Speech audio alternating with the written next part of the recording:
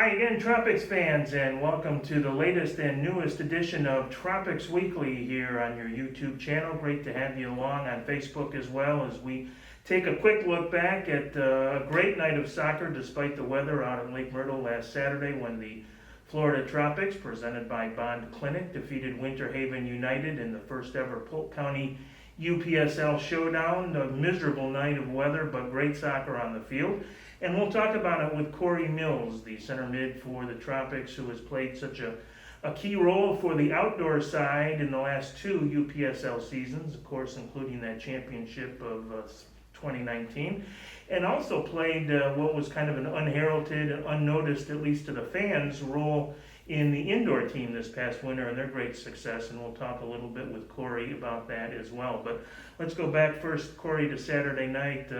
The rain started early, probably 4 or 5 o'clock, 2 or 3 hours before kickoff, and yet when you guys came out onto the field, it was really an amazingly good crowd. A big turnout of local soccer fans for the game. You guys had to be surprised, and tell us what it means from a player's perspective, even if it was a nice night to have a big crowd, but to have that kind of a crowd on such a rainy, nasty night as well. No, I mean, it's really enjoyable when you get to play in front of a big crowd that is supporting and behind you, and nice to look over there and see some smiling faces and some familiar faces, and it does actually help out a lot for us as players. I can say that personally. I really enjoy being able to play in front of people that come out and support, and it gives us a little bit extra confidence and also a little bit of extra heart, if you would, on the field to kind of make sure you put in a good performance for them, because they come out and they, like you said, sitting in the rain and those types of things. It was not a pleasant evening. No, but it was great. It was great, and I mean, it's credit to them. I've always been there, and I think that we keep getting good numbers. So it's the Tropics community. It's really good at. It was exciting. I was shocked in a great way. I thought, it'd be you and me and about 15 people in the stands, and that would be about it for Saturday night, and that was not the case at all. So hats off to the folks all over Polk County, Tropics fans and Winterhaven United fans. First time the two Polk County teams in the UPSL have met, and circle November 21st on your calendars, because that will be the rematch date over in Winterhaven. And it was a good game. It was a 4-1 game. It was 2-1 midway through the second half, and Andrew Clear made a spectacular defensive play to keep it a 2-1 game, and then we got a couple of insurance goals. But tell us what it was like to play in a game like that against a local rival. It was physical. I don't think it got overly chippy, but that was kind of fun too, wasn't it? No, it was a great game actually. There was some good soccer from both sides. I think that we're still trying to get into a groove and find our rhythm, but it's been getting progressively better. It was nice to kind of score relatively early in the first half and then right at the end of the first half, so that was really good for us. Like you touched on, Andrew came up massive in the second, and then some couple insurance goals, but scoreline was good and out for us. But I mean, it was a good game, and it was good to play, and it was good to actually connect some passes and play against a very capable team. So yeah, and it's actually the first time you've been able to get 90 minutes in at home. Of course, the home opener the prior week was rained out, so lightning out would be more. You guys do play in the rain, but that was at least part of the good news Saturday night was there was no lightning in the area, just a steady, constant rain. So I want to go back to the indoor season just a little bit. Now, you don't really play, but you, I think, played an important role in the team's success this past season as the strength and conditioning coach. And I don't think it was any secret or any mistake that you get down to the third and fourth quarters, and very often we were the dominant side, regardless of who we were playing, regardless of whether we were home and on the road. And a lot of that, almost all of that probably, is conditioning and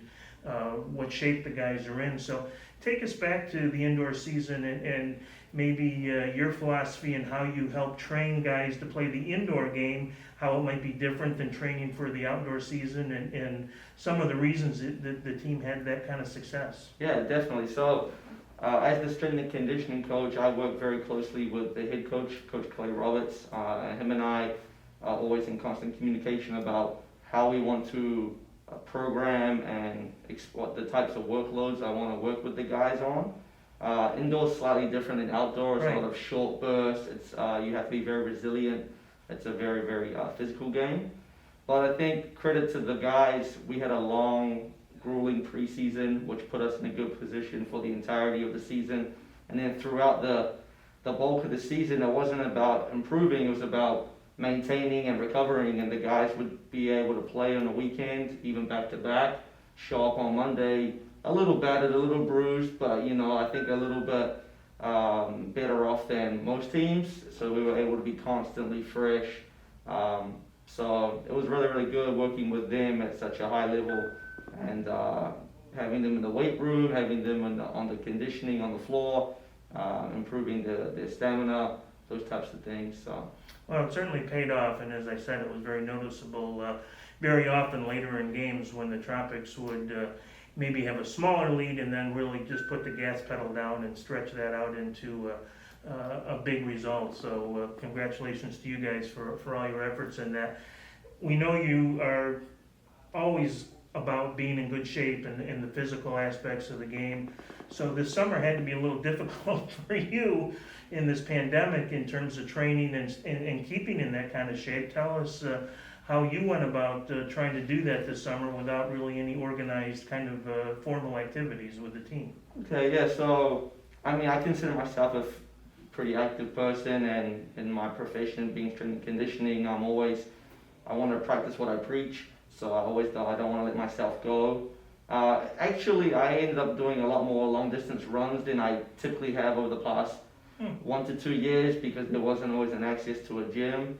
So I was able to kind of stay relatively fit, which was a nice surprise for me. When this came up, I didn't really have to, make up for any lost time. I was able just to kind of jump right in. But it was challenging, a lot of long runs on the road.